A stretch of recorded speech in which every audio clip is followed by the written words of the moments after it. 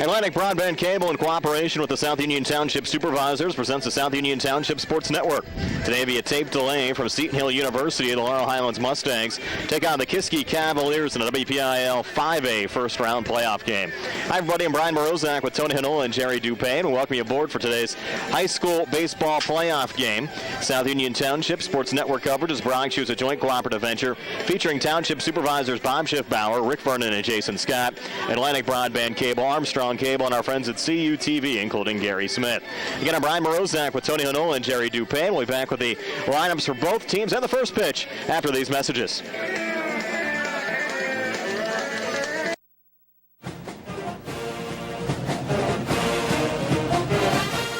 Good luck to the Mustangs from the South Union Township Supervisors, Rick Vernon, Jason Scott, and Robert Schiffbauer.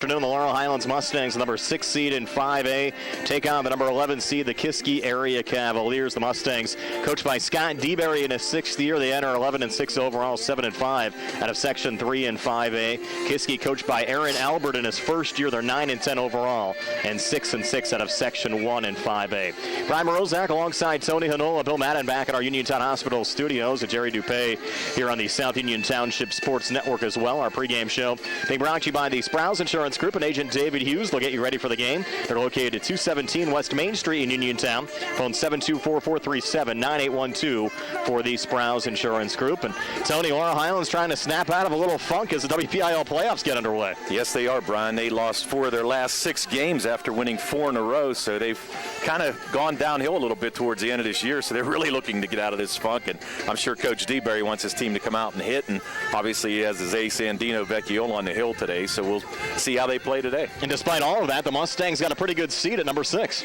They got an extremely good seed. We had talked previously. I thought they'd be a little higher, maybe an 8 or 9, but coming in as 6, that's a pretty strong seeding for them. I was actually quite surprised, and I'm sure Scotty was pleasantly surprised. Kiski had a rally from a 7-4 7th-inning deficit in their regular season conference finale against Armstrong to make the WPIAL playoffs. The Cavaliers played at 3 runs in the bottom of the 7th inning to tie the game at 7 and walked off a playoff qualifying win in the bottom of the 9th. So they're a scrappy bunch. They're a scrappy bunch, and to be honest with you, Brian, if you look at these statistics for both of these teams, they're extremely evenly matched. The batting average is only 3 points apart at 312 to 315. Error-wise, only 20 errors for Laurel Highlands, 22 for Kiski. And actually, like I said, even the pitching, I think this game's really going to come down to all the pitching. I mean, it depends if Vecchiola can do it. And the pitchers for Kiski have seemed to have a few walks here over the year and in their outings, and that could prove costly here in a playoff game. Yeah, you look at Laurel Highlands, certainly solid. They'll have Dino Vecchiola on the mound, 5-1 record, 2.10 ERA. But Ryan Rometta for Kiski area, 4-0 overall. He's a 2.56 ERA, so he's put up some pretty good numbers as well this year. Yeah, he's done extremely well for him. And whenever you thought that Ryan Wallace, the senior, was going to be the star of their pitching core, it ended up being Rometta. So it's going to be pretty interesting for the Mustangs. They're going to need to hit today. There's no doubt about that. They've been struggling here lately, only scoring 25 runs in their last 6 games. So they're going to have to put together a bunch of runs here today. Kiski in the playoffs for the first time since 2016. They haven't won a WPIAL playoff game since 2009. Laurel Highlands in the playoffs for a 2nd straight year. The Mustangs defeated Fox Chapel in the first round last year before losing to Mars in the quarterfinal round. The winner here will take on the number 3 seed Hampton on Tuesday. When our Sprouse Insurance Group pregame show continues, we'll talk to Laurel Highlands head coach Scott DeBerry and preview game 2 of our doubleheader. Brownsville taking on Avonworth later on tonight over at the Burkett Complex in Robinson Township. Nick Barczyk will have the call of that game for you later on WMBS as well. So stay tuned. More ahead on the Sprouse Insurance Group pregame show here on WMBS and on the Turbo Live High School Sports Network.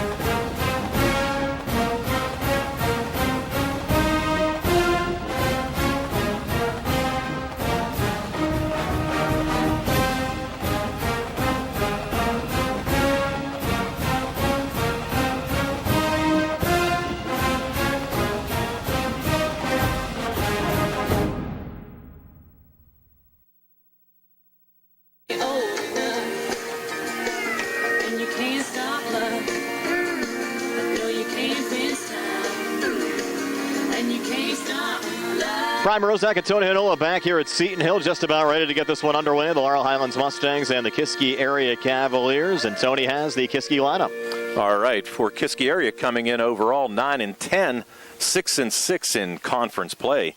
Leading off for Kiski will be Billy Perot, the right fielder, a junior. Batting second, Ross Szymanski at DH. Batting third, Ryan Wallace, the senior center fielder. Batting cleanup is first baseman Nick Smith. Batting fifth, junior Zach Morrell playing third. Batting sixth, Derek Hald, the catcher. Batting seventh, Ryan Rometta, the starting pitcher for today. Batting eighth is Garrett Polka playing left field. And batting ninth is Ethan Garcio playing second base. The third baseman will be junior Matt Skelly. He's being DH for by Ross Szymanski. The Mustangs defensively will have Greg Henshout in left, Justin Brostensky in center, and Alex Geske in right. Around the horn, Nick Kumar getting the start at third, Michael Brostensky playing short, Santino Mera playing second, and Garrett Myers playing first. Dino Vecchiola on the mound and Caleb Scott catching for Vecchiola. This is his 9th appearance and 8th start of the season. Enters the game with a 5-1 record, a 2.10 ERA. Also has 1 save. Has worked 33 1/3 innings, given up 25 hits, 11 runs, 10 of them earned, and struck out 33 along with walking 10. So pretty solid numbers for Vecchiola so far this season, Tony. Exactly, Brian. And really for Zametta, he's got some pretty solid numbers as well. 4-0 on the year with a 2.56 ERA. He pitched 43 2/3 innings. Gave up 38 hits, 23 runs, 16 of those earned, 9 bases on balls, 22 strikeouts, so pretty good walk-to-strikeout ratio there. And gave up 3 home runs, so pretty tough. And this is actually his 10th appearance on the year. So we're going to see a pretty good pitching match up here today, I'm sure. Yeah, we would expect that. We actually had a pitcher's duel in the first game between Carmichaels and Jeanette. The game was played in about an hour and 20 minutes. Carmichaels defeating Jeanette by a score of 1-0. Nice old school baseball there, too. Get them in and get them out. And this is a beautiful complex. You had mentioned this is your first trip to Seton Hill. I had been here previously to watch my nephew, Nick Herminio, play here, and it is a beautiful place. They've got a wonderful complex here for baseball. Mustangs in their home whites here today. Red numbers, a little bit of blue trim. Kiski area, and their away golds with dark blue numbers, a little bit of white trim, and the white pants for the Cavaliers. Laurel Highlands already completed their infield. Kiski just about wrapping up their infield as well. Looking at the 5A WPIAL bracket, of course, West Allegheny, the number 1 seed. They'll take on the winner of the Mars-Fox Chapel game. That game just about ready to get underway up at North Allegheny High School. Gateway drawing the number 4 seed. They have a first-round bye. They'll take on the winner of Shaler, the number 5 seed, and 12th seeded Trinity. They're playing under the lights at North Allegheny at 7 o'clock tonight. Franklin Regional, seeded number 2. They'll take on the winner of the South Fayette Montour game, which is ongoing right now at the Boyce Mayview Complex. And, of course, Hampton, the number 3 seed, will take on the winner of this Laurel Highlands Kiski area game being played here this afternoon. Again, this is our first of 2. Nick Barczyk will have the call later on tonight as Brownsville takes on Avonworth. And that's a rematch of last year's 3A title game, Tony. Right, and Brownsville's coming in hot right now. They're playing some extremely good baseball, maybe the best in the WPIAL. So I think Nick's going to see a good game, and hopefully he can bring home a winner for the Falcons. We'll take a quick time out here and be back with the first pitch. Laurel Highlands and Kiski area 5A first-round baseball in the WPIAL here on WMBS, the Triple Live High School Sports Network, and the South Union Township Sports Network.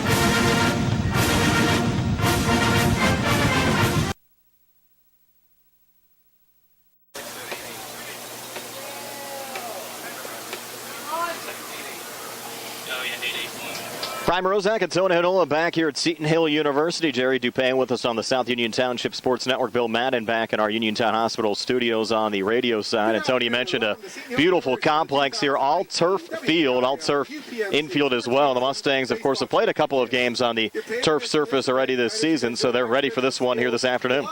Well, and we'd mentioned too early on that both of these teams, great fielding teams, only 20 errors on the year for Laurel Highlands and 22 for Kiski, so they play well on grass as well as turf, so I can't imagine too many defensive botches here today, that's for sure. Mike Burrell, our home plate umpire, Mike Doppelhauer over at first, and Bill Steich, the third base umpire here today, and the team's going over the ground rules right now right around home plate, and we'll get this 5A first-round game underway. The Laurel Highlands Mustangs and the Kiski area Cavaliers. We mentioned Laurel Highlands. They've been a regular here in the WPIAL playoffs over the last couple of years, but they're trying to overcome that quarterfinal round hump. Laurel Highlands has been a good program, and they're trying to make themselves an elite program. So, well, they are, and they just seem to struggle getting out of the first round. Luckily, they were able to do it last year, as we saw that game down at Hempfield against Fox Chapel, and that was a walk-off win. That was the walk-off walk, is what Correct. That was, with the bases-loaded walk by Tanny Arminio to win the game. But they've struggled getting out of the first round, and I think this is going to be a pretty good contest for them here today. Hey, you mentioned just looking stat-wise, these teams pretty similar. Extremely similar. Both teams have actually scored, each of them have scored 116 runs for the year. And as I said, 312 batting average for Kiski, 315 for Laurel Highlands, 945 fielding percentage, and really only one game separates them. Kiski coming in 6-6 in conference play, and Laurel Highlands 7-5.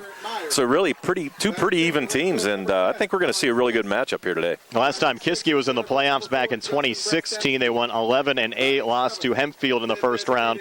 That game was played at Fox Chapel High School, and they lost that game by a score of 10-3. They're coming off a season where they're just 4-13. We mentioned their last playoff win. If you go all the way back to 2009, in fact, they reeled off back-to-back playoff wins over Peters Township and Seneca Valley before losing to Pine Richland in the WPIAL semifinals at North Allegheny High School back in the 09 season. And their head coach, Aaron Albert, in his first year, and he told his team if they made the WPIAL playoffs this year, he would paint his beard blue, and he has a blue beard out there. Kept his word, Tony. Did a nice job of it, too. I saw him earlier on it. It looks pretty good. We actually saw him out there throwing a little infield practice, and at least he held up to his word and showed his team what it's worth. This is the first meeting that we could find between these two teams, at least over the last 15 years or so. So these two programs not really familiar with one another, but they'll get familiar with one another real quick here out in the diamond. Right, and just to go back to some things you were saying, Brian, you said that Kiski's coming off 4-13. They've actually been 6-30 over the past 2 years, and Coach Albert coming in here, his first year, he coached 2 years at Beaver, and actually played at IUP, so he knows the game, and his team has bought into his philosophy, and they've turned everything around here. So he's looking to build on this program. He only has 4 seniors on this whole team.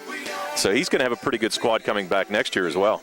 This game and the broadcast rights to this game are the sole and exclusive property of the WPIAL, WMBS, and the South Union Township Sports Network, along with the Triple Live High School Sports Network. Any broadcast of this game is intended exclusively for the benefit of the listening audience, and any use, rebroadcast, or distribution of this broadcast without the express written consent of the WPIAL, WMBS, the South Union Township Sports Network, and the Triple Live High School Sports Network is strictly prohibited. That legal disclaimer brought to you by Davis & Davis, attorneys at law, helping local people with their legal matters since 1976. Of course, our good friend Gary Frankhauser couldn't be with us here this afternoon. Tony, we appreciate you filling in for Gary like always. Well, it's a close trip for me, Brian, working in Greensburg. I think it took me all of 5 minutes to get here from my office, so that was a good thing. And I know Council Frankhauser has a school board meeting here tonight, so he couldn't make it, but I'm sure he's listening. So we got to tell you hi, Fish, and hopefully we can bring home a winner here too. And we're finally just about ready to get this one underway. Again, it's Billy Perot, Ross Zamansky, and Ryan Wallace for Kiski area here in this top half of the first inning. Dino Vecchiola on the hill for Laurel Highlands. This top half of the first being brought to you by the Roost Car Wash in Hopwood. Nice to have them along for the WPIAL playoffs as well here in 2019 for the Laurel Highlands Mustangs. So yeah, we got to thank our friend Sam Frazee and his wife Gloria for their sponsorship. I know he's an avid listener, listens to all of the broadcasts. best. So thanks again, Sammy, for being a sponsor. Vecchiola set to go. First pitch right down the pipe for a strike. 0-1. Perot, a 6'3", 185 junior, playing right field here today for Kiski area. Enters the game with a .463 average and 15 RBIs so far this season. Now Vecchiola is 0-1 on the way. Swing and a miss there out of Perot. And just like that, Tone, the count at 0-2. Yeah, and Perot's a pretty nice hitter. He comes off he batted .385 last year for Kiski, Brian, so pretty stellar hitter at the leadoff spot. Now the 0-2, a little high. Count now 1-2. We mentioned Vecchiola coming in 33 strikeouts to just 10 walks so far this season. 5-1 record, 2.10 ERA. Trying to continue that here at Seton Hill in this WPIAL first-round playoff game. 1-2 pitch high again. Count now moves to 2-2. And Vecchiola will be eligible to pitch in the quarterfinal round on Tuesday if the Mustangs would win. And it's kind of interesting how the WPL did this. I mean, the way they spaced everything out, it's almost like you can throw your ace every game in the playoffs. Well, you won't be able to do it between the quarters and the semis. The semis scheduled for next Thursday in 5A is the 2-2 misses inside, and now we're full of 3-2. So you have to pick your spot there. If you think you can get by the quarterfinal round with your number 2, you can back with your ace there in the semis. On the payoff pitch on the way and high for ball 4. So Perot's worked his way back into the count and draws a leadoff walk here for Kiski area. That's something we said. I think walks are going to be critical in this game. We mentioned both pitchers with pretty good control, but to walk a player in high school baseball, you can almost put him on second base here pretty soon unless Caleb Scott's able to gun him down. Remember, Vecchiola got in trouble last year in the first round of the WPIAL playoffs against Fox Chapel. Now showing bunt, pulling back there is Zemansky, and the pitch misses for ball 1. It was Greg Lancaster that came in and bailed the Mustangs out of that one. Yeah, he sure did. He gave him some great innings and actually picked up the win and did a fantastic job for the Mustangs in that game. Now 1-0, Zemansky, a 5'9", 170 junior, enters this game with a .286 average and 4 RBIs. And the 1-0 is popped up. Mara getting under it at second base. And he will make the grab for the first out here in this top of the first inning. And one thing I did notice, too, in looking at the stats, Kiski, they don't run very often, but this is a pretty big backstop here between the plate and the backstop, so I wouldn't be surprised if the ball gets away. But they only stole 12 bases all year, Brian, so not a very quick team, I guess, but pretty good hitting team, though. We'll certainly have our eyes on both catchers here today. Derek Hald for Kiski area and Caleb Scott for Laurel Highlands. Their job a little more important here with a lot of room behind home plate as Vecchiola checks Perot's over at first, and he's back safely. Yeah, not a very big lead there. I think he was probably just trying to see if he even thought about running, but doesn't really even have a pretty good lead there. Ryan Wallace batting from the left side, swings to the first pitch and fouls it off into the net. 0-1. He's a big guy, 6'5", 215 pounds, senior center fielder, batting .419.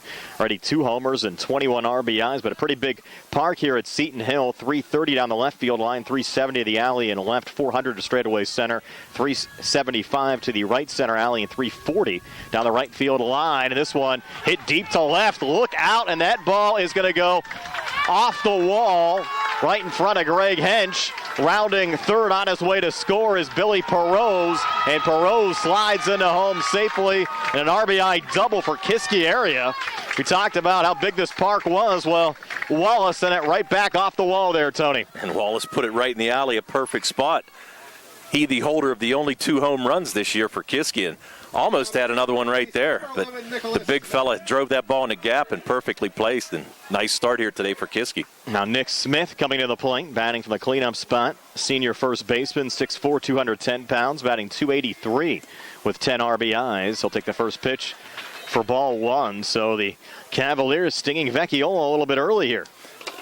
Yeah, he kind of got in a little trouble there against Wallace. Kind of got behind an account and grooved one, and Wallace just jumped on it. Now the 1-0 on the way, fouled back. Count now 1-1. We saw the Mustangs in their final conference game of the year fall behind to Albert Gallatin 3-0 last Wednesday, and they couldn't rally back. Came close.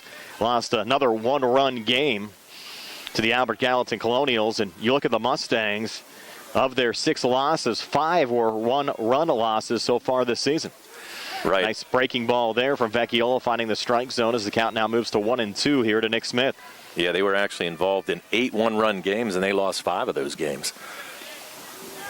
I'd like to turn that trend around here in the WPIAL playoffs as well. And the Mustangs bats have got a little cold here late in the regular season. On the 1-2 breaking ball, hit right back at Vecchiola. Looks the runner Wallace back to second and throws over to first to Garrett Myers to retire Nick Smith 1-3 for the second out of the inning. Yeah, that was a nice play by Vecchiola, especially he's a lefty, and that ball was hit up the middle. He was falling off the mound toward the third base side, but able to reach back and get that ball before it went up the middle. Probably would have scored another run.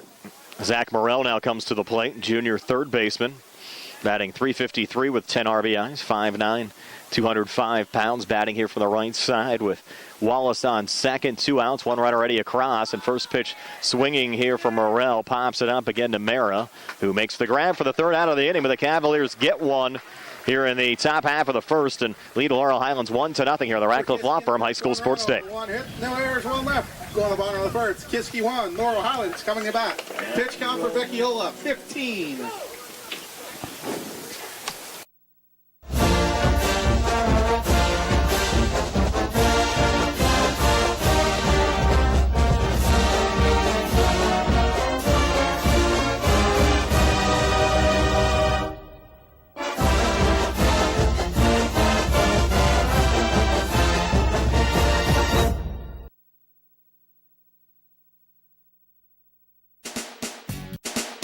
The key to success in life is teamwork. On and off the field, in the workplace, in the home, in our schools. Teamwork gets it done. The world of competitive sports offers many good things, the most important of which is teamwork. Individual talent may win a few games, but teamwork wins championships. Go team! Go Laurel Highlands Mustangs! This positive message has been brought to you and paid for by Jason Scott.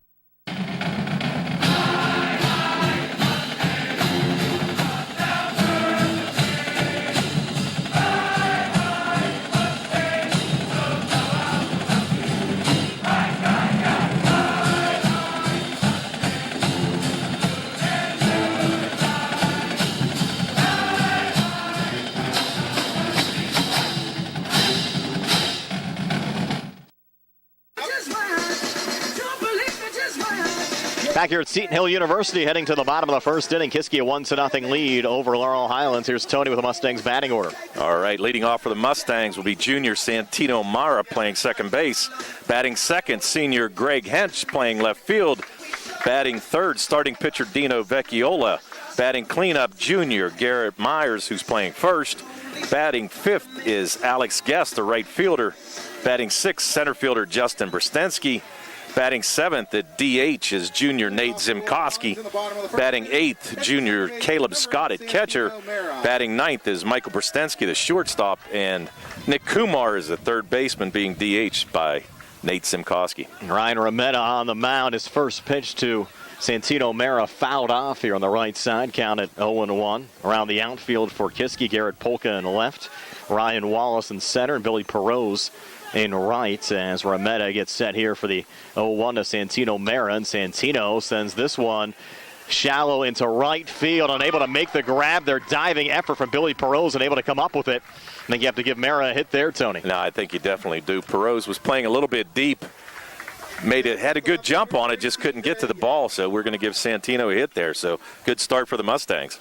Now Greg Hench coming to the plate. Greg really has done a nice job at the plate so far this season for the Mustangs, batting .450 with 5 RBIs. Senior left fielder actually got injured in the Mustangs' final week of the regular season in warm-ups of the game at Char Valley and missed the final week of the regular season, but back in the lineup here for the postseason. Yeah, you had mentioned that he had caught a fly ball in the face there. Correct. Sure, he had some good-looking prom pictures there last week, huh? Probably not the best time to catch a ball in the face, but he's all right and comes through here with a line drive, a little one-hopper in front of Garrett Polka, the left fielder of the Mustangs, with 2 on and nobody out. Here at the bottom of the first inning, so they got the bats going early here, Tone. Yeah, that's a good sign. I know Coach DeBerry's worried about their hitting. They've really been struggling over the last few games, and that's a great start. On only 4 pitches, they've already got 2 hits. Rest of the Kiski infield, Zach Morrell at third, Matt Skelly playing short, Ethan Gercio, the second baseman, Nick Smith playing first, Eric Hald catching, and Ryan Rometta pitching. Again, Remetta enters this game his 10th appearance already, 4-0 record, 2.56 ERA. Has worked 43 2/3 innings, given up 38 hits, 23 runs, 16 of them earned, struck out 22, and walked 9 so far this season. And now Dino Vecchiola at the plate for the Mustangs, batting here from the left side. Junior pitcher batting .424, has the Mustangs' lone home run of the season. That came down at Carrick. Also has produced 10 RBIs. Now showing bunt here is Vecchiola with 2 on and nobody out, and stepping off the mound here, Remetta. And that's interesting, too. I know Coach DeBerry likes to play small ball, but really you've got your best hitter at the plate. He's hit over 500 pretty much all year, except going into the last couple games. He struggled, but you're going to sacrifice your hitter. Yeah. Back and a little pitch out and a throw back down to second. It's close and barely safe getting back there, Mara. Yeah, that was a nice play by Skelly to sneak in behind Mara. Hald showed a good arm there as well, so you better make sure you're not sleeping out there. Especially, once again, in the WPIAL playoffs, of course, the cream of the crop out there, and some of those plays you can get away with early in the season, tougher to get away with here in the postseason as Vecchiola fouls a bunt off there on the left side, even up the count at 1-1. Yeah, you've got the first baseman charging, third baseman holding his ground down there trying to get the lead runner. Vecchiola's trying to place that ball down the third baseline, exactly what he should be doing, but it's going to be interesting to see if he can get it down on this turf. Count now 1-1.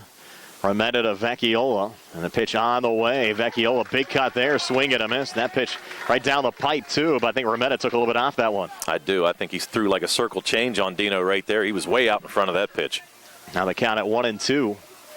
Remetta to Vecchiola. 2 on, nobody out. Mustangs down a run here in the bottom of the first.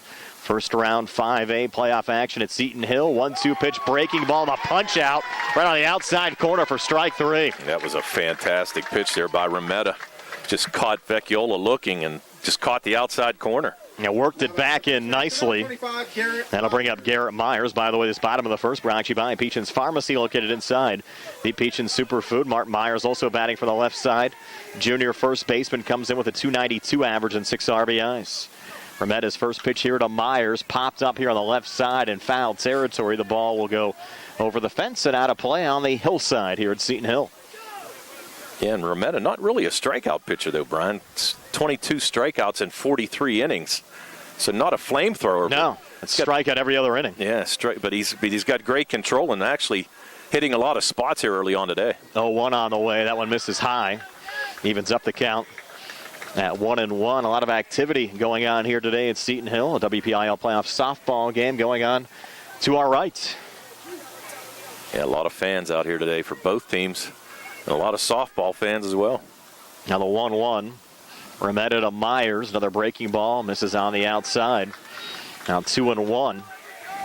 Alex Gesk due up behind Garrett Myers.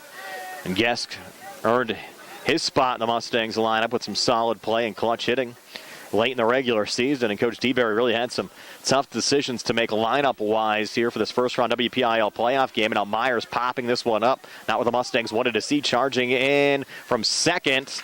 But the catcher, Derek Hald, coming on to make the grab as Gercio let him go. And Hald makes the grab for the second out of the inning.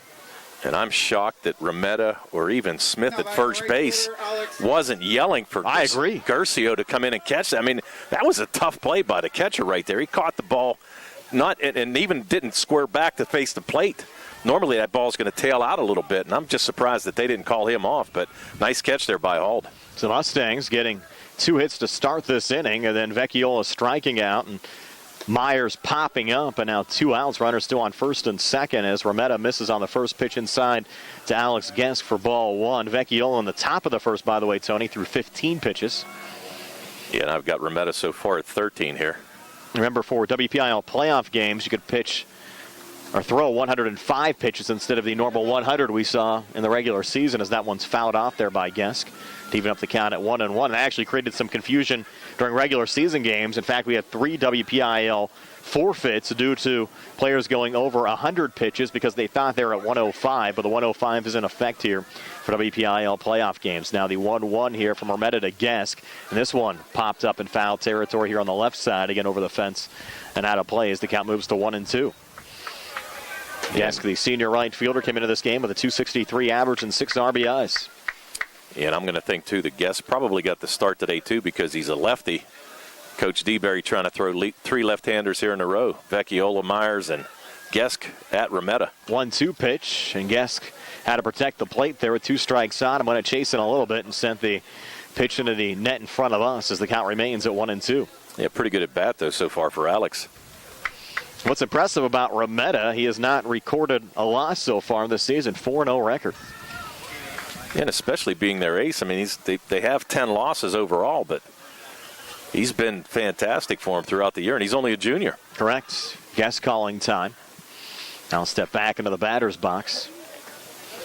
Big spot here for the Mustangs to try to get one back here in the bottom of the first inning. Remetta's 1-2 pitch here to Alex Gesk, and that one just missed on the outside. And you can tell Remetta wanted that. He thought that was in the same spot that Vecchiola's strikeout was, but did not get that call, so Gesk stays alive. Remetta now with 17 pitches this inning. I think the pitch that was called strike 3 on Vecchiola bent in a little bit more than that one. And now the 2-2 driven here deep to right. And the ball will one hop off the wall in front of Billy Perot's. The Mustangs score. Mara now rounding third and scoring as well is Greg Hench. And the Mustangs back in the lead at 2-1. A 2 RBI double for Alex Gesk, and that's why he's in the lineup, Tone. That's exactly why he's in the lineup. He caught that hanging curveball, able to drive it over Perot's head out there in right field, and he gave that ball a ride. Nice job to drive in both runs for the Mustangs. And the Mustangs, good thing they're not leaving these runners on base. 2 RBI double by Alex Gesk. And 3 hits here for Laurel Highlands in the bottom half of the first inning. Now a little meeting here between the pitcher and the catcher, Hall and Remetta. Now the home plate umpire coming out to break up the little meeting there, Mike Burrell. Yeah, but I wonder if he's the same Mike Burrell who was the athletic director up at North Catholic, and then I believe took a job at Greensburg-Salem, Tony. Yeah, very well could be. If so. Well, close. Obviously, if he works at Greensburg-Salem. Yeah, he had the same trip I did. That one fouled off by Brstensky. Counted 0-1. Brstensky enters this game with a .438 average, 5 RBIs, junior center fielder. Those were the 7th and 8th RBIs for Gesk this year, so the senior trying to keep his baseball career alive here at Laurel Highlands. Mustangs have done a good job this season with 2 outs in an inning. Brstensky, grounder here to short, should be routine for Skelly. Over to first to Nick Smith for the 3rd out of the inning, but the Mustangs get 2 on a 2 RBI double from Alex Gesk. And after 1, it's Laurel Highlands 2 and Kiski 1 here on the Ratcliffe Law Firm High School Sports Day. 2 runs on 3 hits, no errors, 1 left. Score after an inning. Laurel Highlands 2, Kiski 1. Pitch count from Remetta in the first, 20.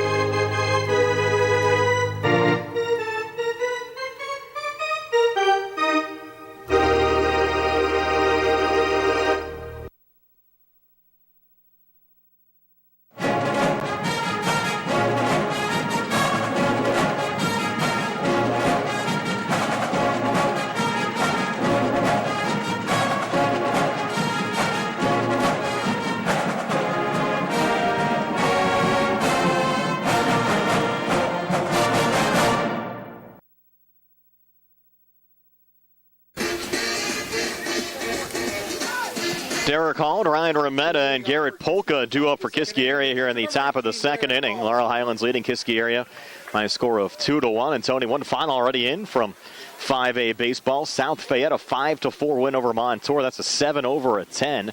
Now the first pitch here to Derek Hall misses for ball 1. Out of the Mustangs, pretty fortunate to get the number 6 seed. Of course, they lost to Montour final week of the regular season. Those 2 teams tied for 2nd place in the conference. Mustangs seeded 6th, Montour seeded 10th. And Montour falling in the first round. Laurel Highlands looking for a first-round win, up 2-1 as we work here at the top of the 2nd inning. 2-0 count. Now the 2-0 pitch popped up here to shallow right. And charging and getting there in right field for the Mustangs, Alex Gesk. Took Alex a little while to pick that one up, but once he did, made the grab out there in right field for the first out of this top half of the 2nd inning. Yeah, it was a pretty interesting play. Gesk went in, went back, and then came back in. He had to charge in and slid to make that catch. Just had a tough time picking it up in the high sky here today. Just like that, one out, and Ryan Remetta coming to the plate. Vecchiola's first pitch to Remetta, and first pitch swinging there, and Remetta sends that one right up the middle into center field. Second hit of the game for the Kiski area Cavaliers. One out single here for Ryan Remetta.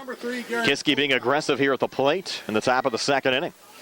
They're not taking too many pitches, that's for sure, Brian. I mean, I think they're looking dead red fastball on the first pitch, every pitch. Vecchiola might have to try to mix things up and he's trying to get ahead of the hitters, but I think he's coming fastball mostly every first pitch. The top of the second may be brought to you by Ted Silva and Son Auto Repair on the Atlas Road in Hopwood as Garrett Polka steps in. Junior left fielder, 5'11", 165 pounds, batting .267 with 8 RBIs, takes ball one high. Mustangs will have their eyes now on Remetta on the base pass. They bring in a courtesy runner there, Tony? They did bring in, and I was trying to catch a number, but I didn't, Brian. I think it's 19. 19? Oh, it's either 19, 15 Weiser, they said. 15 Weiser, the courtesy runner. Kyle Weiser, sophomore. 6 foot, 170 pounds. As we mentioned, only 12 stolen bases for Kiski this year. So I'm not expecting him to run unless something gets away from Scott.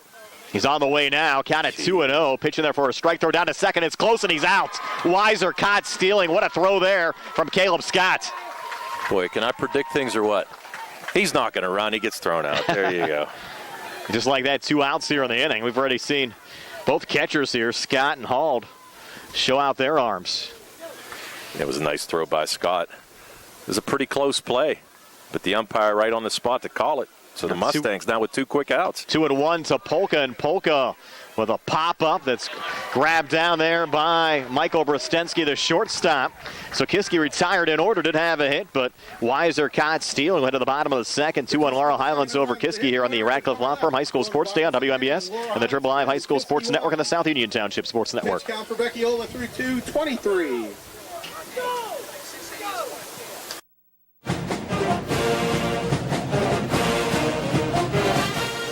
Good luck to the Mustangs from the South Union Township Supervisors, Rick Vernon, Jason Scott, and Robert Schiffbar.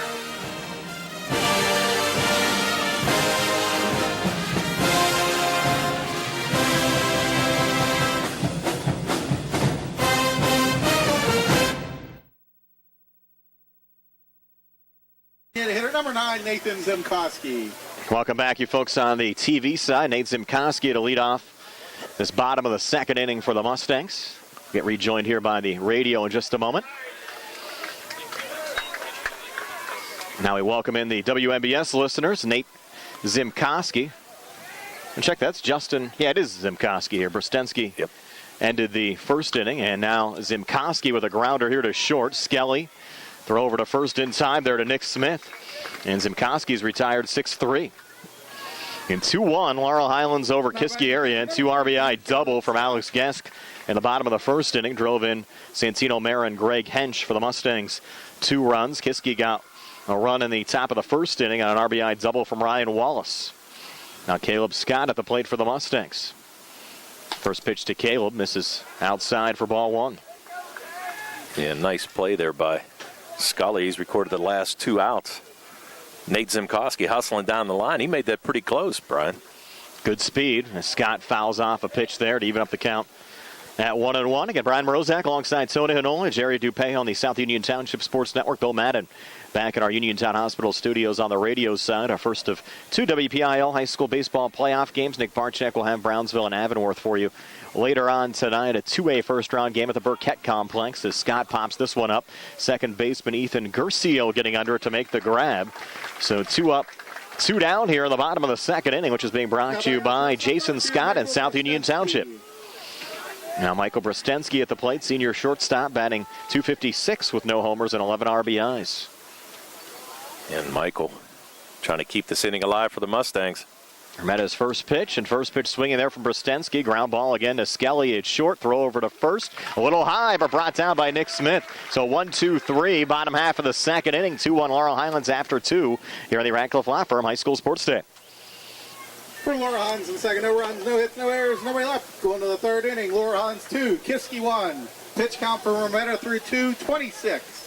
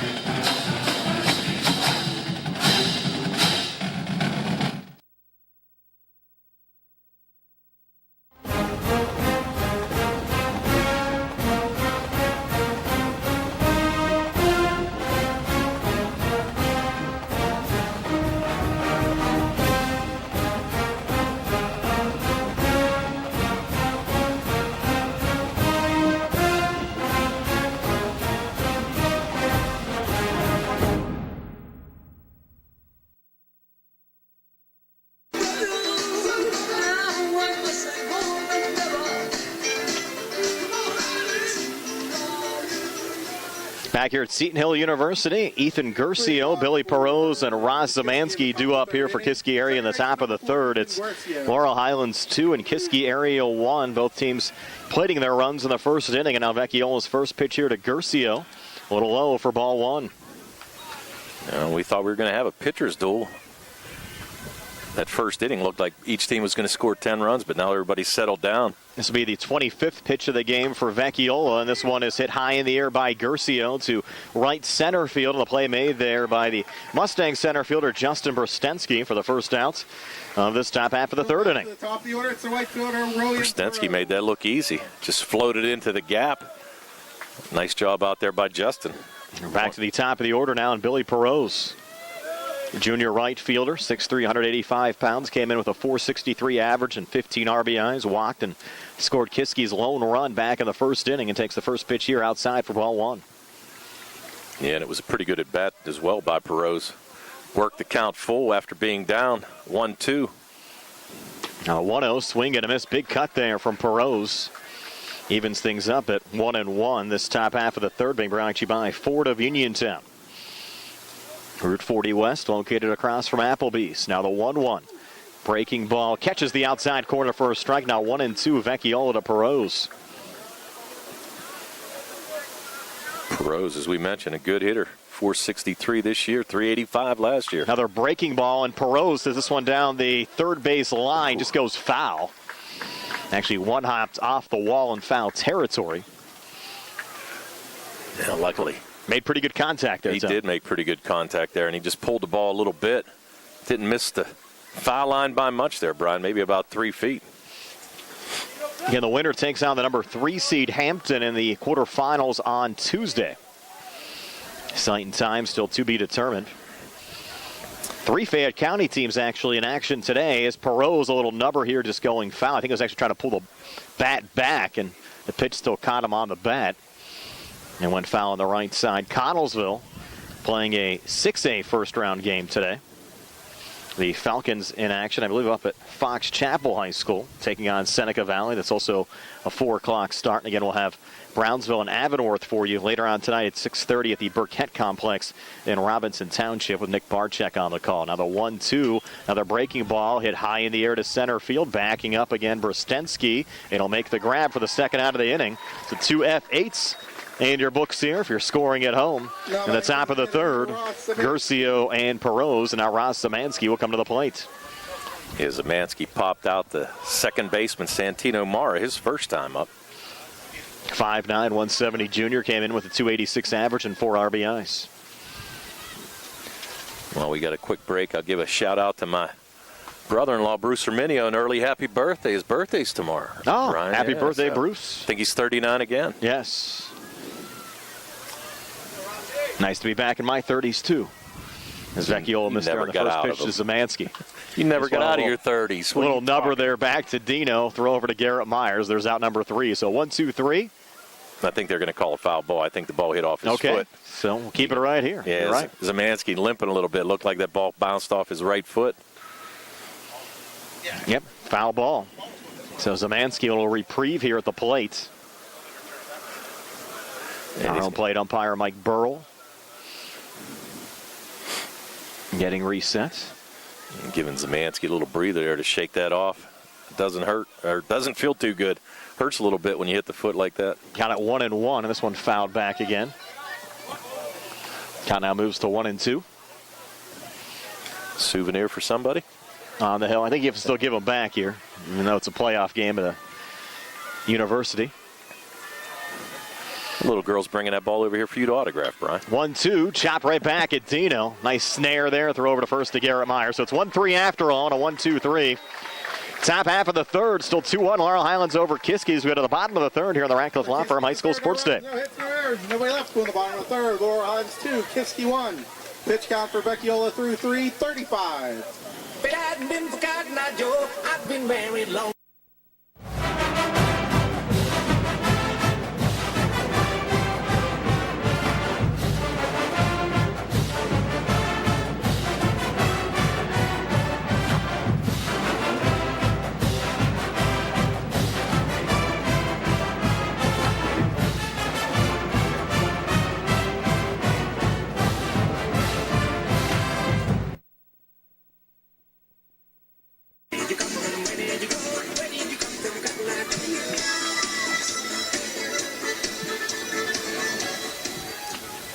leadoff for the Mustangs in the bottom of the third inning. It's the top of the order, second baseman, Santino Mera.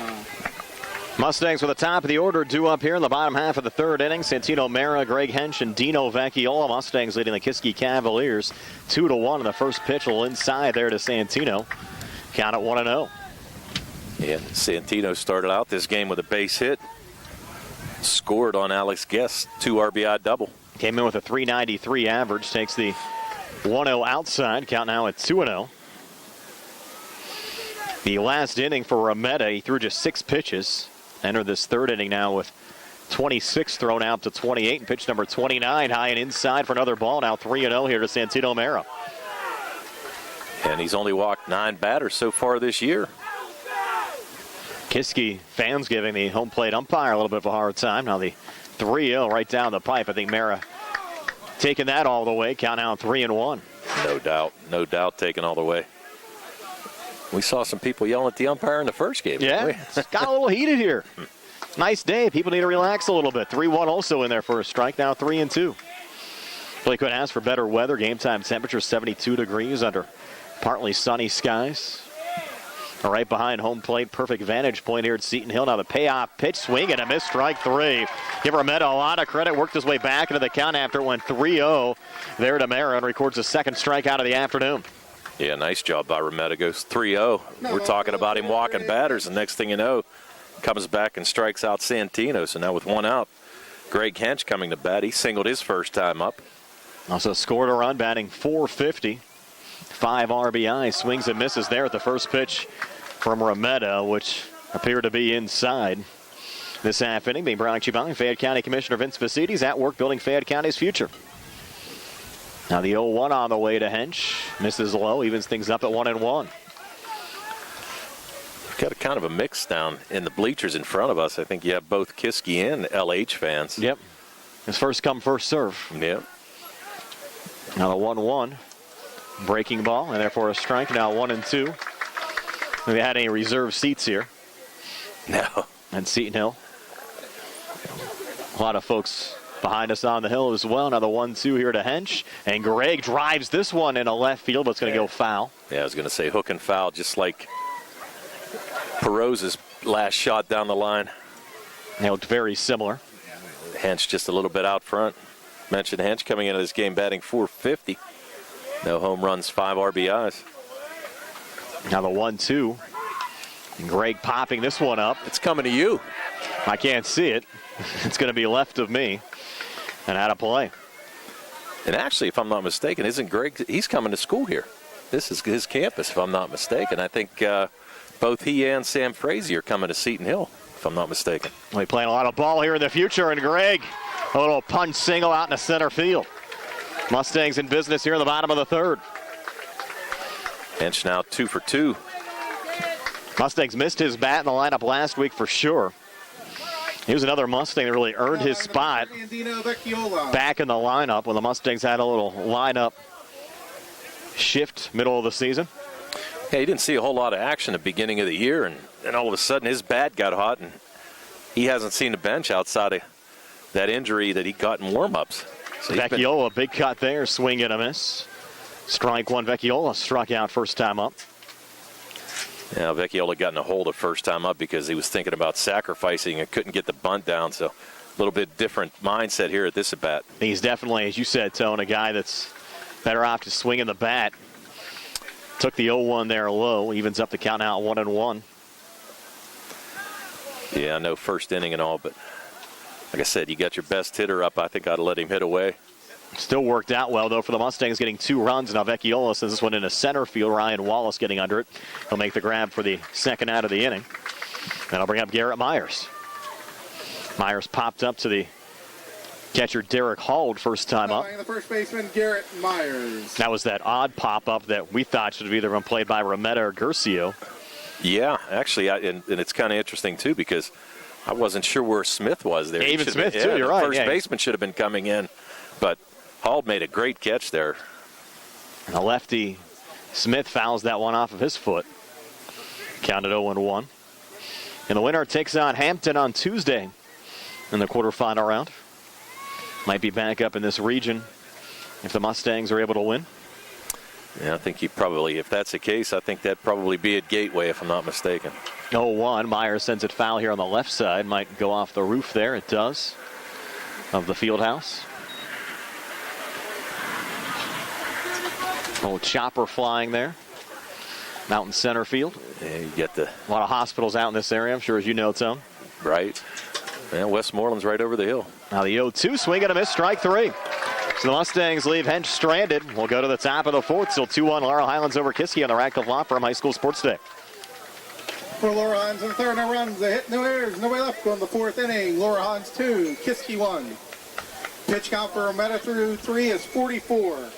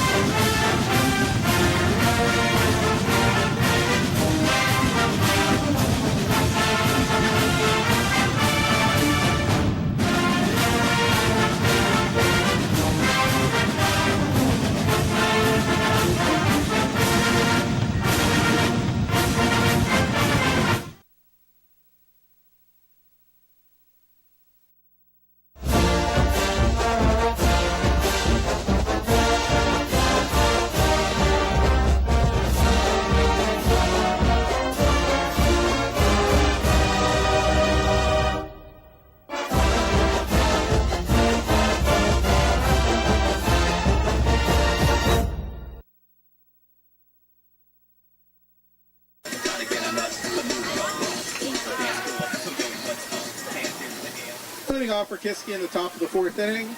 The center. Ryan Wallace, Nick Smith, and Zach Morrell due up here for Kiski area in the top of the fourth. 2-1 Laurel Highlands over Kiski. All runs scored so far, Tony, back in the first inning. Kiski started off the top of the first with a run driven in. Mustangs got 2 back in the bottom of the first, and that's where we're sitting right now as Ryan Wallace takes strike one there from Dino Vecchiola. Yeah, Wallace doubled in. Kiski's only run in the first. His shot in the left center field gap. Sending in Billy Perot. Now he's behind 0-2 here after a swing and a miss. That was his 22nd RBI of the year, too. 2 home runs, 22 RBIs. 0-2 going opposite field left. It'll bounce in front of Greg Hench. And then leadoff single here for Wallace and the Cavaliers. In the top of the fourth inning is Wallace now 2 for 2. Yeah, that was a nice piece of hitting right there. Wallace, outside corner curveball there by Vecchiola. He just took that ball the other way and took it to left field. Nice job by the lefty Wallace. Now Nick Smith at the plate. And Nick swings at the first pitch, pops it up here on the right side. Charging in Gesk from right, but it's going to be Mara working off to his left to make the grab for the first out of the inning. So Smith again aggressive at the plate. Now 1 out recorded here in the top of the fourth, which is being brought to you by First Federal Savings and Loan Association of Greene County. Now Zach Morrell coming to the plate. He popped up to Mara back in the first inning. Yeah, and that was a third putout this game so far for Santino. He's got 3 pop-ups, 3 catches already. He's been busy early on. Of course, Vecchiola, a clean look over at first. He'll throw it in that direction, make sure Wallace is back on the bag, and he's back there safely. Yeah, he doesn't have a big enough lead to worry about him. I would just kind of look him back and concentrate on the hitter. He really doesn't have that big of a lead. The first pitch to Morrell, and therefore a strike 0-1. This is the second of 2 games being played today at Seton Hill. Carmichael's defeated Jeanette in a 1A matchup earlier on. Check that, a 2A first-round game earlier on today by a 1-0 score. Be our first of 2 here on WMBS. Ground ball and a diving stop there from Merritt. He makes the play over at first. What a job there from Merritt to knock it down and then still get it over to Myers in time to retire Morrell for the second out of the inning. Yeah, that was a huge play because Wallace probably would have been on third base there. Nice job by Santino. Dove to his left, stopped the ball from going into right field. Had the presence to stand up and throw Morrell out, so great job by Santino.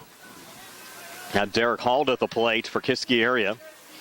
Wallace got down to second, so he's in scoring position. Again, the Cavaliers down a run at 2-1, and Hall swinging at the first pitch, fouled it off of his foot. Counted 0-1.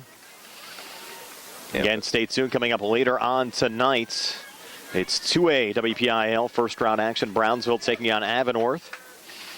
Scheduled start time around 6:30, but they had a full day of baseball over at the Burkett Complex in Robinson Township, so don't be surprised if that game starts a little late as well here on WMBS. And the Pirates on the West Coast after that. Ground ball back to Mara. Should be routine. Over to Myers in time for the third out of the inning. So Kiski ends up stranding Wallace. Still 2-1. Laurel Highlands over Kiski. Moving to the bottom of the fourth here on the Ratcliffe Law Firm High School Sports Day.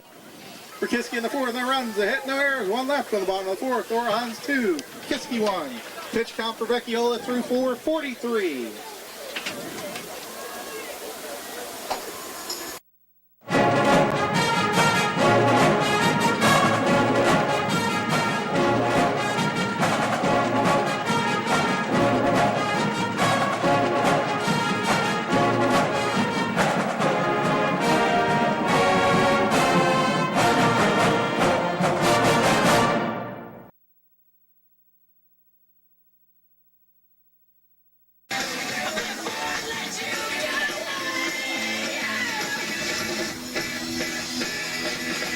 Brian Morozak and Tony Hanola back here at Seton Hill University. Jerry Dupay with us on the South Union Township Sports Network. Bill Madden back in our Uniontown Hospital studios. Laurel Highlands leading Kiski area by a 2-1 scores. Move to the bottom half of the fourth inning. Until we were talking during the break, if you're Laurel Highlands right now, you want to try to get another run or two. Can't bank on winning this game 2-1. No, you can't.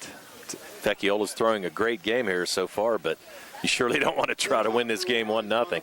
Vecchiola just 43 pitches through 4 innings, through just 8 pitches in that top of the fourth. Remetta on the other side now at 44, just threw his 45th pitch, which missed for ball 1 to Alex Gesk. I got to correct myself. I said 1-0. They don't want to win the game by 1 run, put it that way. Up 2-1, and Gesk fouling off the 1-0 here on the left side. So now you have Remetta at 46 pitches coming off an 18-pitch third inning.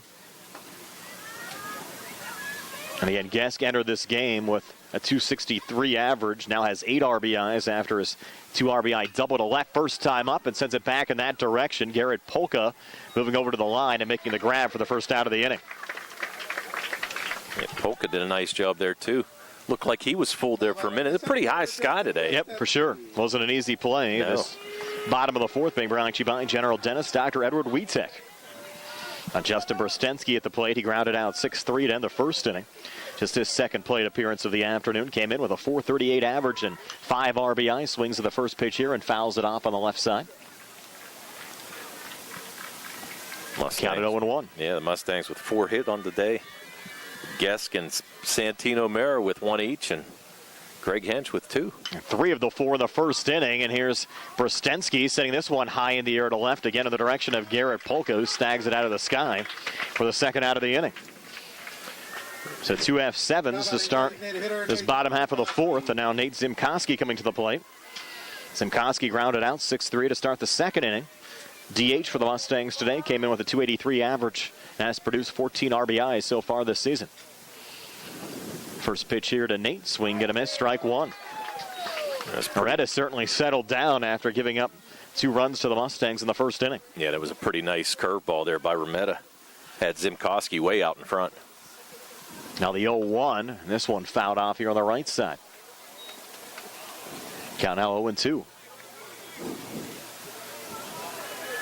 Zimkoski, got to say hi to his grandmother, Marcy, who's probably listening today. Thanks for listening, Mars. 0-2 on the way, and Zimkoski rips this one just fouled on the first baseline. Count remains 0-2. And Laurel Highlands leading Kiski 2-1 if you're just joining us. Zimkoski tried to shoot that ball the other way, went with it, the outside pitch, just went foul. Now the 0-2, and this one popped foul again on the right side. Popular direction as Nate tries to stay alive here for the Mustangs. Yeah, we get a couple little kids running after baseballs. They're going to be exhausted here probably by the 6th inning the way this is going. Let's see if Remetta can finish off Zimkoski. Remetta looking for his 4th strikeout of the afternoon, and now time called.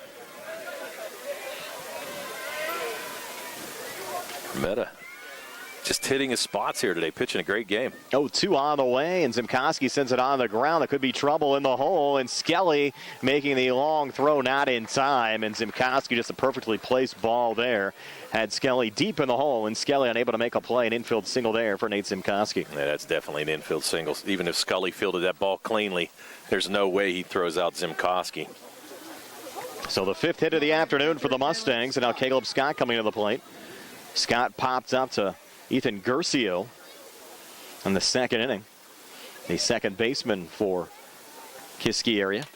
Scott trying to get the bat going, swings to the first pitch here, chops it back to Rometta. Will be routine over to first to Smith for the 3rd out of the inning as Scott retired 1-3. So the Mustangs strand Zimkoski after 4, still 2-1 Laurel Highlands over Kiski on the Radcliffe Law Firm High School Sports Day. No errors, 1 left on the 5th inning. Laurel Highlands 2, Kiski 1. Pitch count for Rometta through 4, 55. Peace up, A-Town.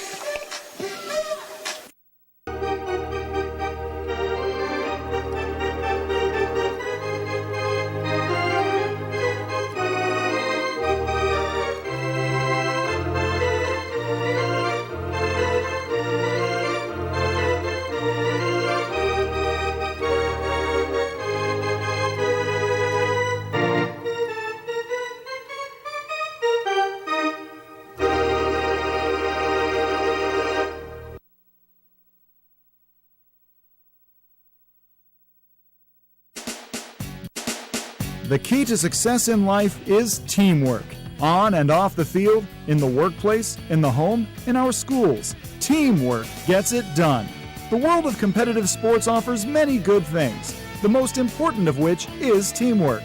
Individual talent may win a few games, but teamwork wins championships. Go team! Go Laurel Highlands Mustangs!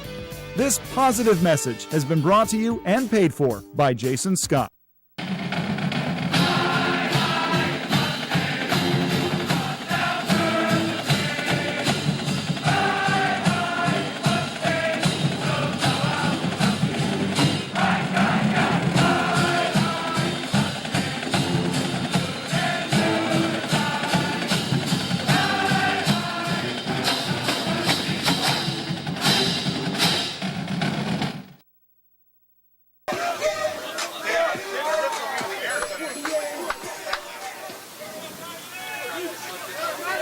Leading off for Kiski in the... Brian Rometta, Garrett Polka, and Ethan Gercio due up here for Kiski area in the top half of the 5th inning. Laurel Highlands still leading Kiski 2-1. Brian Morozak alongside Tony Hanola, Bill Madden back in our Uniontown Hospital studios on the radio side. Jerry Dupay with us on the South Union Township Sports Network. And Dino Vecchiola's first pitch here from Rometta. Chopped foul here on the left side, so the count at 0-1. Dino now has thrown 44 pitches so far in this game, Tony. Yes. And in line for a complete game, Brian. Still, you're only in the top of the 5th inning.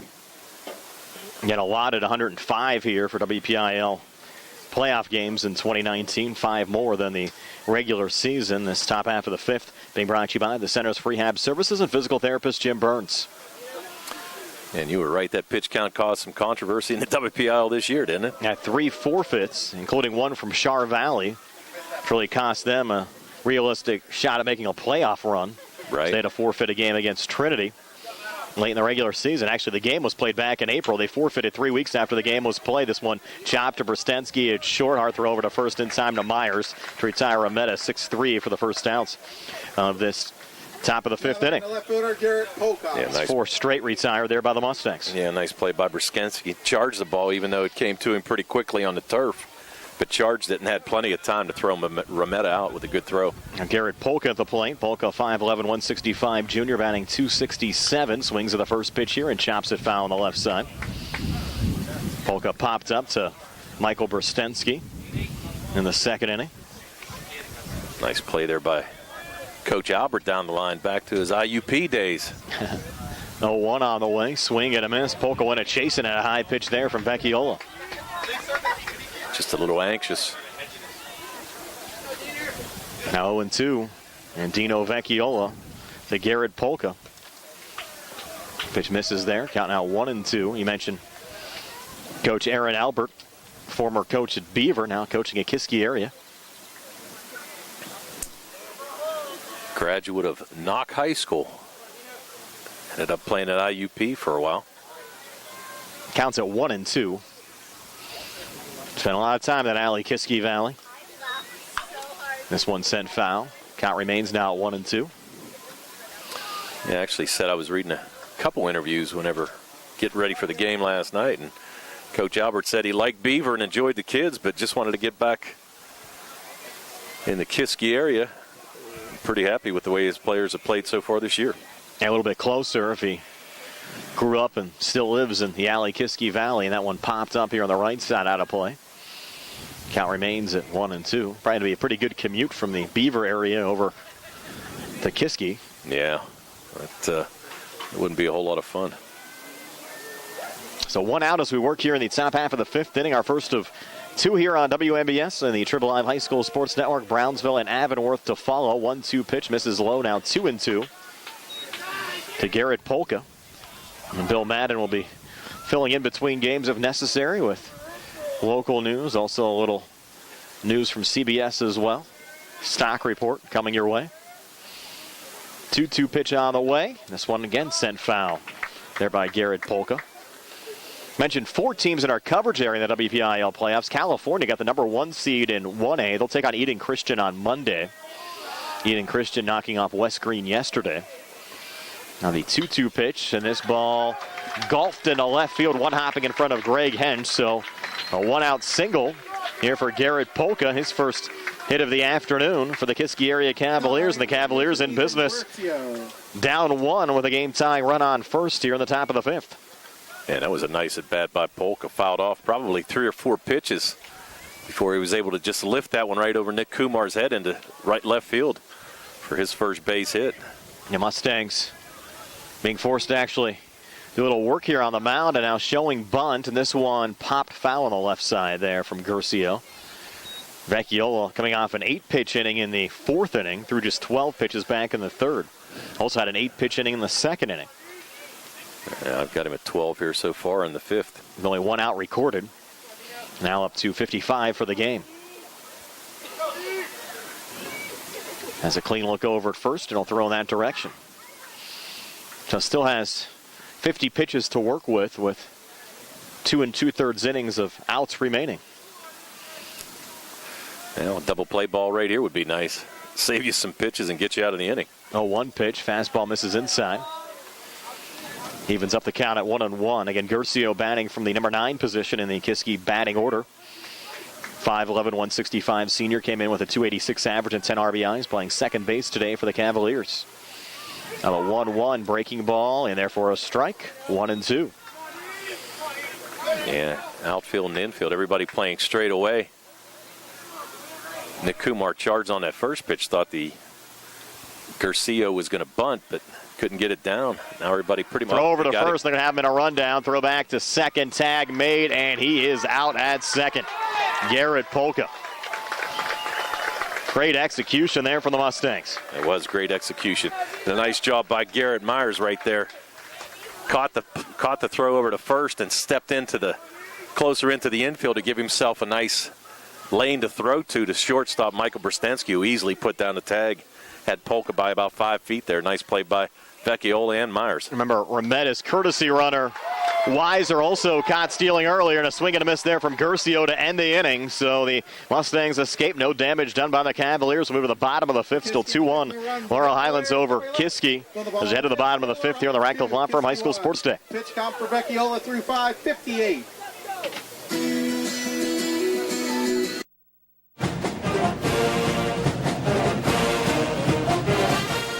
Good luck to the Mustangs from the South Union Township Supervisors, Rick Vernon, Jason Scott, and Robert Schiffbar.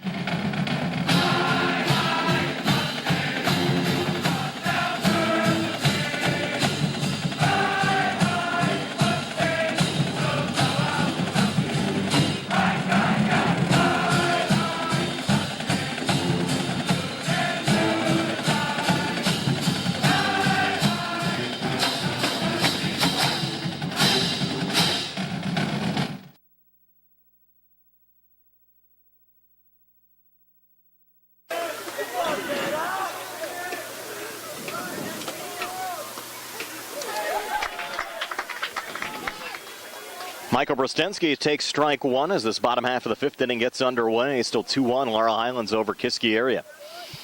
Ryan Remetta on the hill for the Cavaliers. 0-1 pitch, misses low and outside.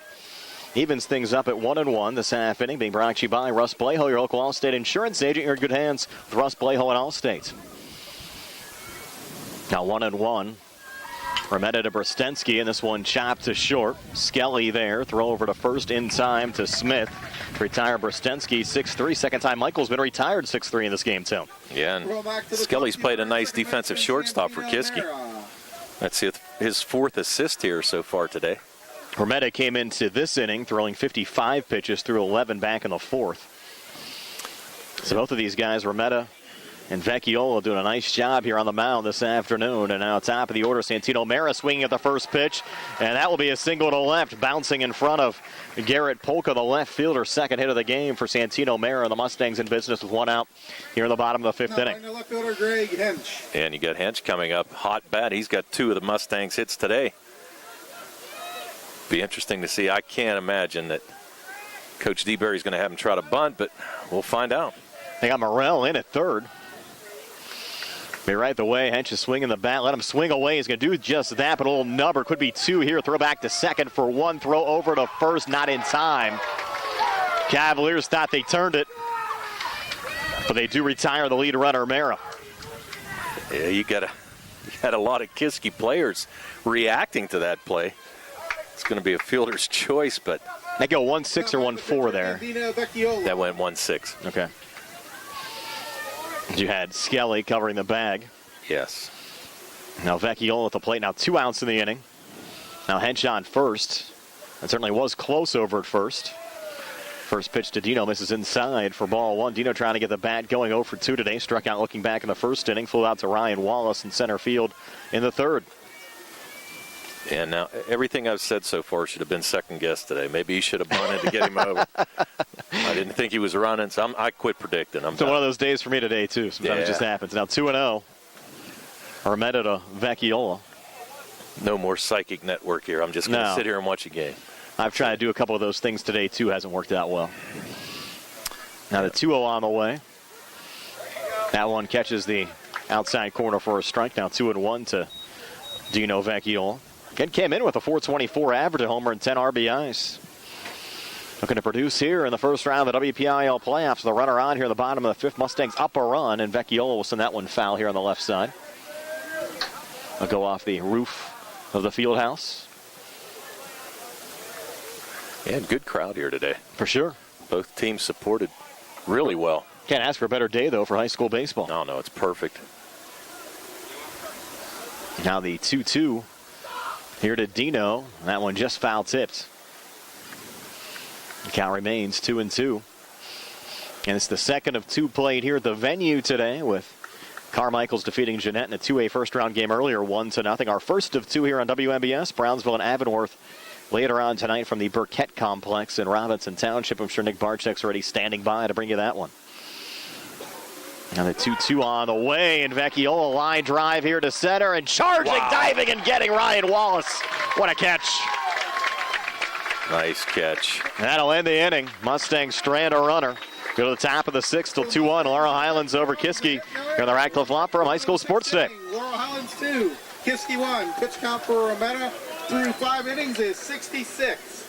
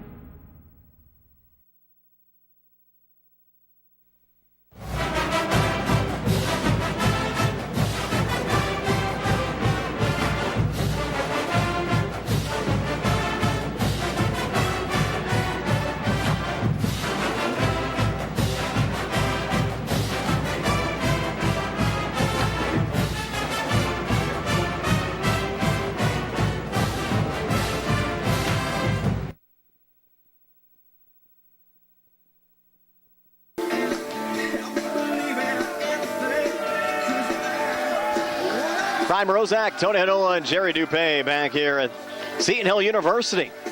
And we're already, Tony, moving into the top of the 6th inning. 2-1, Laurel Highlands over Kiski area. Kiski started off the game, run scored in the top of the first. Mustangs came back with 2 in the bottom of the first. And it's been a pitcher's duel between Rometta and Vecchiola since then. Right now, Vecchiola has thrown 58 pitches. Rometta has thrown 66, both through 5 innings.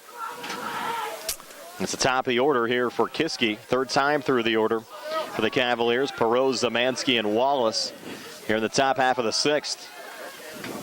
First pitch here to Perot. Breaking ball misses high and inside for ball 1. Perot walked and scored Kiski's lone run of the afternoon back in the first inning. Flew out to center field, and Justin Brostensky in the 3rd. Now the 1-0. Again high and inside. Now 2-0. Vecchiola to Perot. Perot, he was the only batter walked so far by Vecchiola, the very first batter of the game. Scored the only run for Kiski. Dino's gotten into a groove since. 2-0. Catches the outside corner for a strike now. 2-1. This half inning being brought to you by the Uniontown Hospital, making a healthy difference in the lives they touch. Pretty nice breaking pitch there by Vecchiola. Caught the outside corner.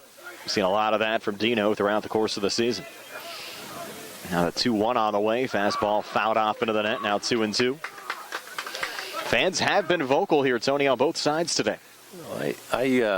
On Kiski's website yesterday, they actually had bus trips coming down to bring players, to bring fans down to watch the game. Don't know how many buses. A big crowd here. I didn't see who was all unloading from all of the buses here. A number of buses here from both schools, and this ball hit on the ground. That's over to Kumar at 3rd. Throw over to first to Myers in time. Retire Perot. Perot kind of gave up on that one, running down the first base line. Yeah, he did kind of gave up. It's one of those things. Of course, the Mustangs a little bit of a change at 3rd here with Kumar playing 3rd today instead of Zimkoski. And you mentioned Zimkoski, a little bit of an arm problem possibly, Tony. Yeah, I think he tweaked his arm a little bit, but Nick's an admirable fill in there, that's for sure. Oh, for sure. Taking the first pitch for ball 1, Ross Zamansky, 5'9", 170 junior, batting .286 with 4 RBIs. DH for Kiski today. He's 0 for 2. Grounded out back to Vecchiola last time up and sends this one foul on the left side, even up the count at 1-1. Yeah, Nick Kumar, the sophomore at 3rd base, did a good job for the Mustangs all year long. Scott DeBerry, Laurel Highlands head coach, certainly had some tough lineup decisions to make before the start of this game. Now the 1-1 again, chopped foul. I think a lot of guys really made a case for getting the start today, and one guy that's not in the lineup that really played well filling in for the Mustangs, Greg Hench, last week was Dylan Bonnet.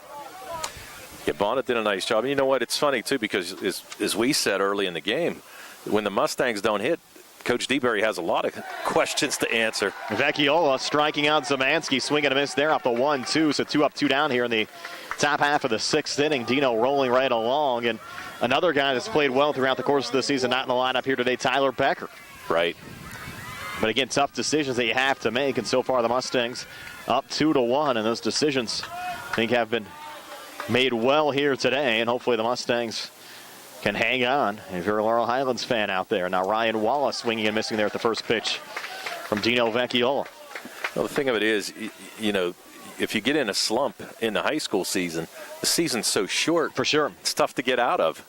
And you got to make some questionable decisions, and that's just the way things go. And some players don't get as much time as they probably should, but that's Western Pennsylvania high school baseball. Only, 5 weeks, 6 weeks at the most. Wallace now behind 0-2. Now the 0-2 pitch from Vecchiola, another breaking ball. Looking for the same pitch there. That one a little low and outside, so the count moves to 1-2. Wallace, a pair of hits so far in this game. 2 for 2. RBI double in the first, single to left field in the fourth. Behind 1-2 here with 2 outs in the top of the 6th. Another breaking ball from Vecchiola and a punch out of Ryan Wallace. So back-to-back strikeouts for Dino here in the top half of the 6th inning, sending down Zamansky and Wallace. Move to the bottom of the 6th. Mustangs still up 2-1 over Kiski area here on WMBS, the Triple I High School Sports Network, and the South Union Township Sports Network. For Vecchiola, 3-6, 71.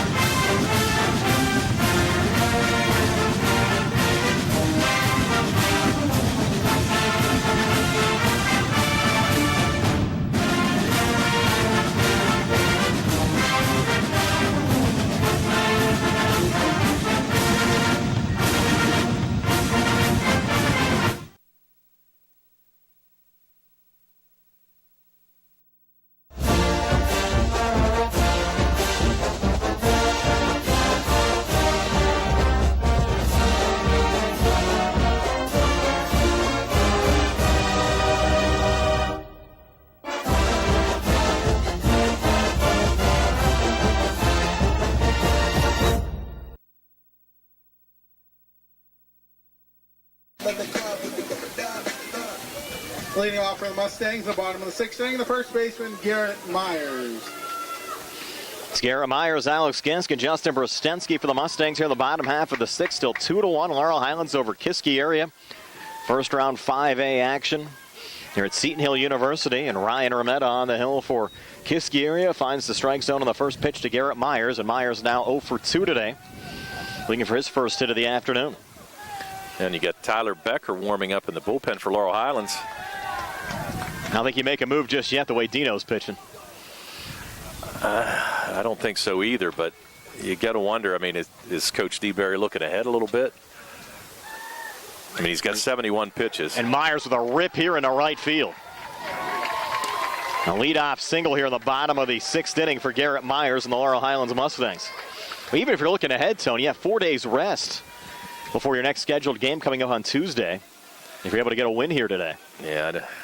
Now a little discussion, what do we got going on here? Alex Gisk due up next, and he's going to bat. Scott DeBerry coming over and talking to Mike Burrell, the home plate umpire. You're going to have a runner. Yeah, this will actually be a pinch runner in Dylan Bonner. So that's what we got going on. Right. 6, Dylan Bonner. Bonner a little extra speed, of course, with the re-entry rule. If now batting the right fielder, Alex Gisk. Myers comes back out for the top of the 7th inning, Bonner cannot re-enter the game, but obviously Dylan plenty of speed, and Mustangs want to try to take advantage of that at this juncture of the game. Up a run at 2-1. Well, and you got to think that you're going to have Gisk bunting here just to try to get Bonner over to second in scoring position. You've got Morrell already up on the grass at third. Remember, Gisk, a 2 RBI double to right back in the 1st inning.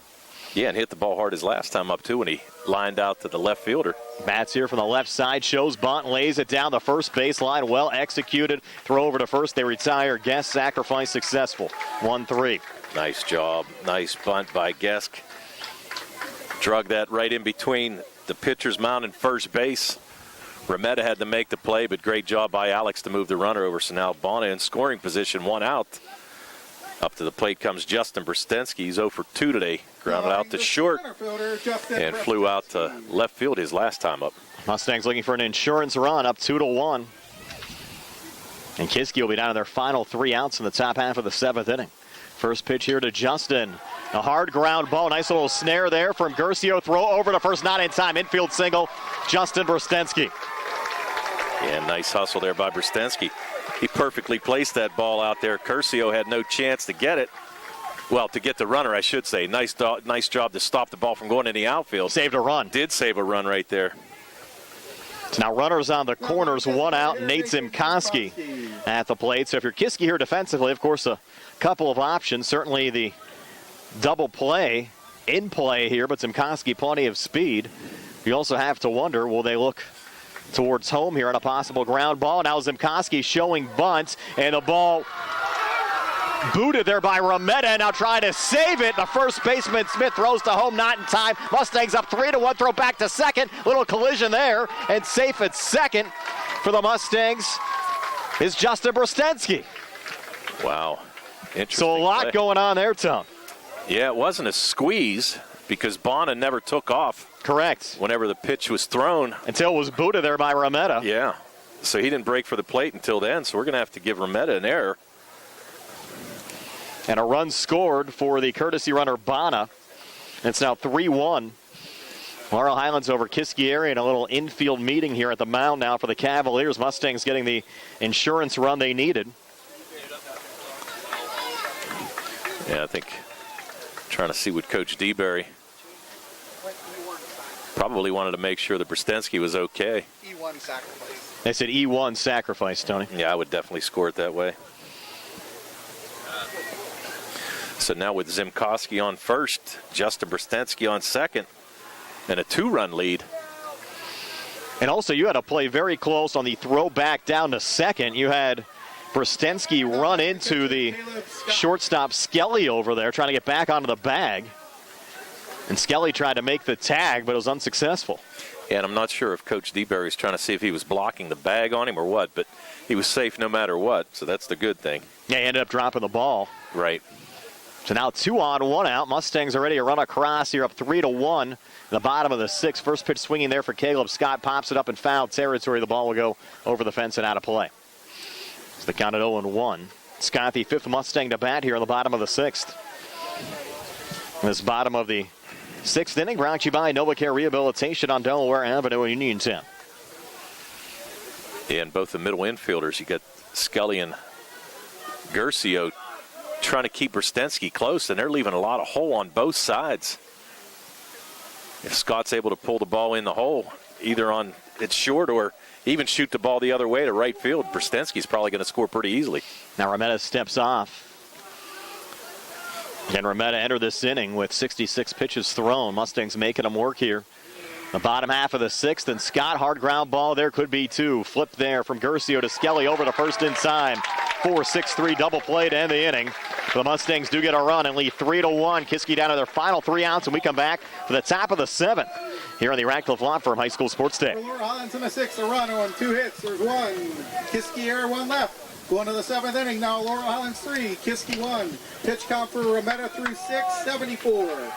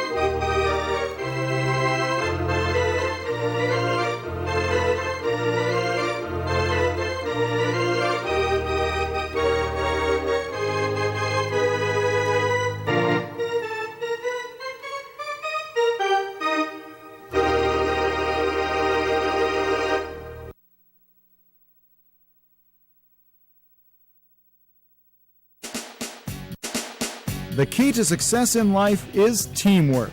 On and off the field, in the workplace, in the home, in our schools. Teamwork gets it done. The world of competitive sports offers many good things, the most important of which is teamwork. Individual talent may win a few games, but teamwork wins championships. Go team! Go Laurel Highlands Mustangs! This positive message has been brought to you and paid for by Jason Scott.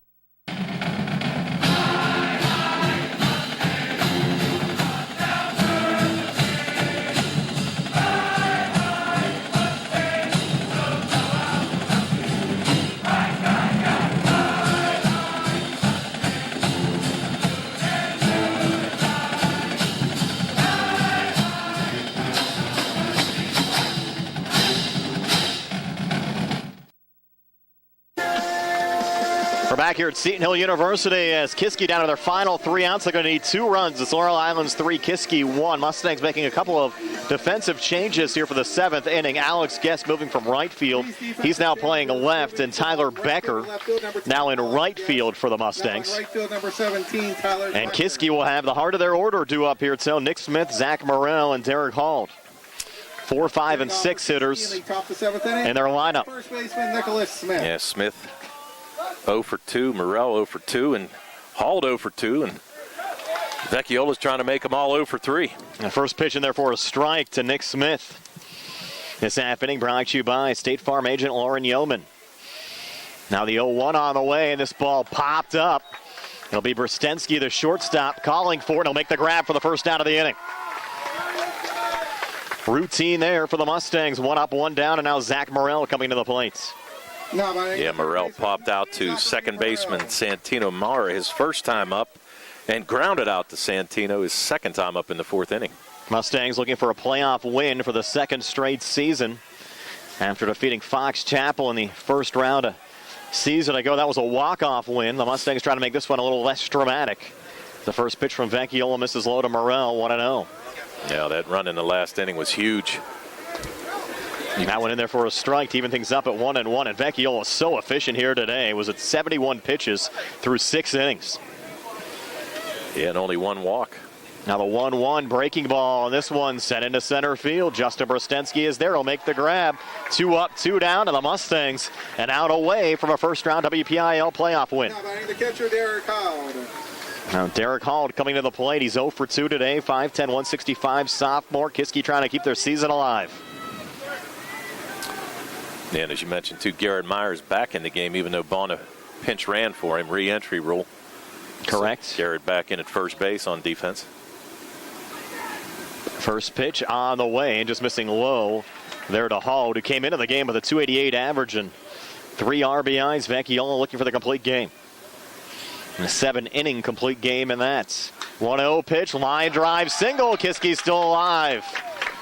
Tyler Becker, quick relay in. And now the game-tying run coming to the plate. Don't go away yet. No. Then I'm going to guess that you're probably going to have a pinch runner. You are. It's going to be 22 coming in here. Jared Curcio. So Curcio to run for the catcher Hall. And Rometta representing the game-tying run. Comes in with a 310, averages 1 for 2 today. Single to center field first time up in the second inning. His courtesy runner Weiser was caught stealing. Now Vecchiola out of the stretch. First pitch on the way. Breaking ball. Sent foul. 0-1. Now things getting a little tight here, Tone. Yeah, once you get a runner on with only a 2-run lead. Myers holding the runner. Curcio at first. So a big hole on the right side of the infield. Throw over to first. And you wouldn't think Kiski would try anything crazy here with Curcio, because in reality, it's not Curcio's run that's important as far as extending this game. Yeah, you want to get him around, but you have 2 outs here in the inning. Oh, you got to be smart. You surely don't want to make the 3rd out on the base pass. We've seen 2 Cavaliers get caught stealing already today. Fastball there from Vecchiola right down the pipe for a strike, and now 2 strikes on Ryan Rometta. And the Mustangs a strike away for a WPIAL playoff win here in 2019. Now the 0-2 on the way, and that one just misses inside. And it was the runner holding there as well, Curcio. Yeah, good block by Scott there. Actually, that ball was in the dirt, down and low on the inside. Scott able to block that ball and keep it in front of him. Keep Curcio at first base there. Now 1-2. Vecchiola to Rometta, and this one chop foul here on the left side. The count remains 1-2. And stay tuned. More WPIAL baseball action coming your way later on tonight. Brownsville and Avonworth from the Burkett Complex in Robinson Township. We get done early. Our Sprouse Insurance Group pregame show at the earliest will hit the air at 6:15 for that one. Now the 1-2 on the way. Breaking ball. Hard hit ball there. Knocked down by Kumar. Going to be a tough play. Throw over to first. In time. Wow, that was close. And Rometta's furious, but the out recorded, and the Mustangs pick up a 3-1 playoff win. What do you think of that one, Tom? It'll be interesting to see Jerry's replay. That's all I can say. Well, for you folks on the TV side, let's get another look at that one. Kumar initially, Tom, did a nice job to knock that one down and get it over to Myers at first. What do you think? It was close. It was close is right, but nice job by Nick to stay with it. Showed off that good arm that he has and was able to get Rometta out at first and win the ball game. 5-3 your final. 5-3 on the final outs. 3-1 your final score. Laurel Highlands over Kiski. Back to tell you all about it right after this on WMBS, the Triple Live High School Sports Network, and the South Union Township Sports Network.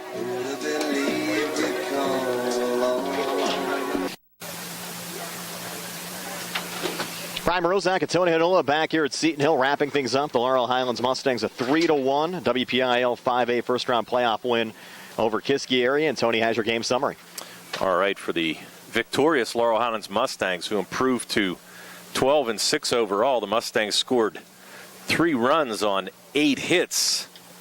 They made no errors, and Dino Vecchiola, strong performance on the mound. A complete game, 7-inning win here for him today. He gave up 1 run, 1 earned run on 5 hits, 1 bases on ball, 3 strikeouts. He threw a total of 83 pitches in the win here today for the Mustangs. For Kiski, who drops to 9-11 overall, they scored 1 run on 5 hits. They had 2 errors. The losing pitcher today for them was Ryan Rometta. Rometta with the complete game as well, 6 innings. He gave up 3 runs, 2 of them earned on 8 hits. He had no walks and 3 strikeouts. He threw 74 pitches on the day.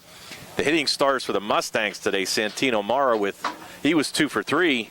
Greg Hench, 2 for 3.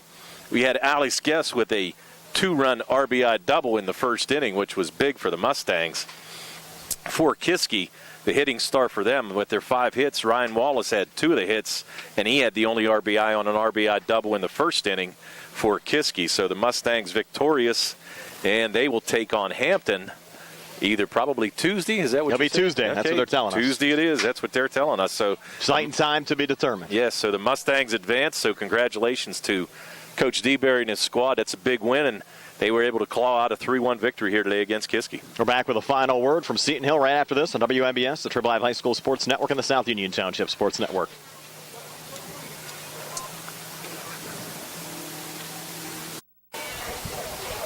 Back here at Seton Hill, again, your final score, Laurel Highlands 3 and Kiski Area 1. Today's game was brought to you as a joint cooperative venture featuring Township Supervisors Bob Schiffbauer, Rick Vernon, and Jason Scott, Atlantic Broadband Cable, Armstrong Cable, and our friends at CUTV, including Gary Smith. Again, I'm Brian Morozak with Tony Hanola and Jerry Dupay. This has been a South Union Township Sports Network presentation. Again, your final score, Laurel Highlands 3 and Kiski 1. So, everybody.